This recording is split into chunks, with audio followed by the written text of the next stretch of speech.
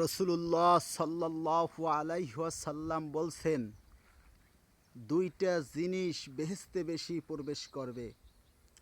সাহাবীরা প্রশ্ন করলেন, ইয়া রাসূলুল্লাহ, ইয়া হাবিবাল্লাহ, যে দুইটা জিনিস বেহেশতে প্রবেশ করবে বেশি, সে দুইটা জিনিসের নাম কি?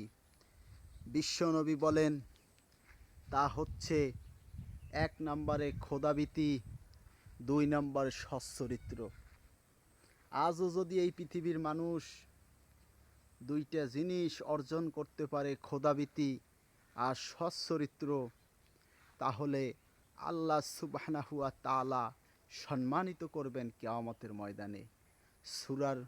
কোরআনের ভিতরে আমরা সূরা হুজরাতের ভিতরে পাই, আল্লাহ বলছেন, ইন্না আক্রমাকুম ইনদাল্লাহি আতকাকুম।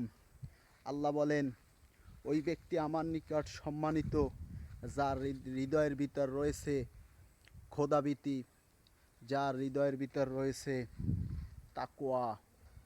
আমাদেরকে আল্লাহর কাছে সম্মানিত হবে, আমাদেরকে আল্লাহর কাছে সম্মানিত হতে হবে, ওই আসমানের মালিকের কাছে সম্মানিত হতে হবে। তাহলে কাল কিয়ামতের ময়দানে আল্লাহ সুবহানাহু ওয়া তাআলা আমাদেরকে সম্মানিত করবেন।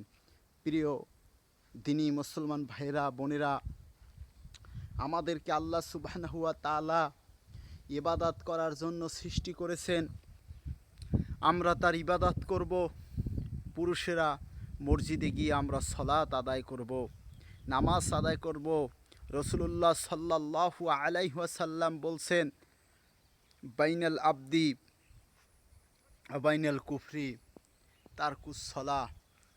বান্দার মাঝে আর বিধর্মীদের মাঝে পার্থক্য হচ্ছে নামাজ।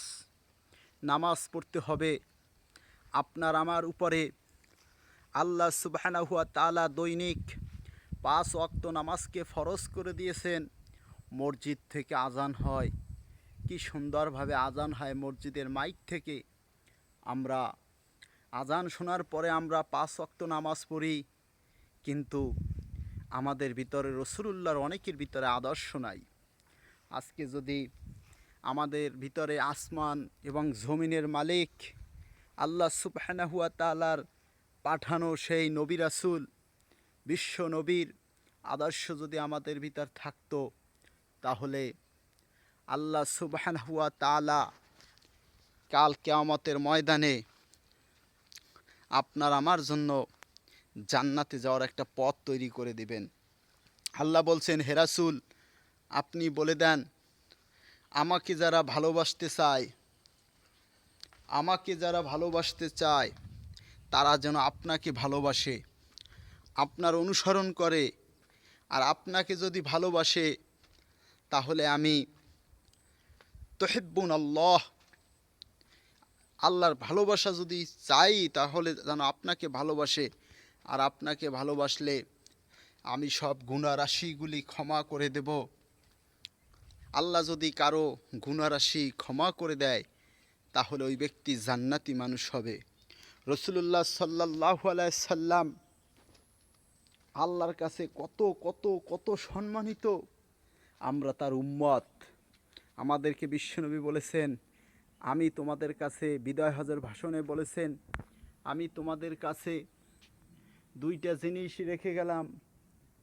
একটা হচ্ছে আল্লাহর কোরআন, 2 নম্বরে আমার সুন্নাহ, আমার আদর্শগুলো রেখে গেলাম। রাসূলুল্লাহ সাল্লাল্লাহু আলাইহি ওয়াসাল্লাম এর আদর্শ যদি আমাদের ভিতর থাকে, তাহলে আমরা সম্মানিত হব কাল কিয়ামতের ময়দানে। আমরা যদি মুত্তাকি হতে পারি, পরহেজগার হতে পারি, হুদাল্লিল মুত্তাকিন, আল্লাহ বলছেন এই কোরআন দিছি মুত্তাকিদের জন্য। মুত্তাকি হও, হুদাল্লিন নাস, মানুষের হেদায়েতের জন্য আল্লাহ কোরআন দিয়েছেন। অতএব এই কোরআনুল কারীম আমরা পড়ি, জানি, শুনি, আমল করি, তাহলেই আমরা হব সফল কাম। আল্লাহ রাব্বুল আলামিন আপনাকে জান্নাতে নিতে চায়। দেখেন, রাসূলুল্লাহ সাল্লাল্লাহু আলাইহি ওয়াসাল্লাম বলছেন, আলহামদুলিল্লাহ তামলা উল মিজান, আলহামদুলিল্লাহ পাল্লাকে পরিপূর্ণ করে দেয়। আর সুবহানাল্লাহ আলহামদুলিল্লাহ যে ব্যক্তি পাঠ করে, আসমান এবং জমিনের ফাঁকা জায়গাগুলো আল্লাহ খুশিতে নেকি দিয়ে ভরপুর করে দেয়। আপনাকে সম্মানিত হতে হবে, আমাকে সম্মানিত হতে হবে। এই পৃথিবীতে আমরা বেশি দিন থাকতে পারবো না। অতএব কওলান সাদিদা, আল্লাহ বলছেন তোমরা সত্য কথা বলো, সত্য কথা বলো। আল্লাহ সত্যবাদীকে খুব ভালোবাসে। রসুল্লাহ সাল্লাল্লাহু আলাইহি ওয়াসাল্লাম 63 বছর জিন্দিগিতে সকল সময় সত্য কথা বলেছেন। আল্লাহ সুবহানাহু ওয়া তাআলা সবাইকে বোঝার তৌফিক দান করুক। আমিন আমিন।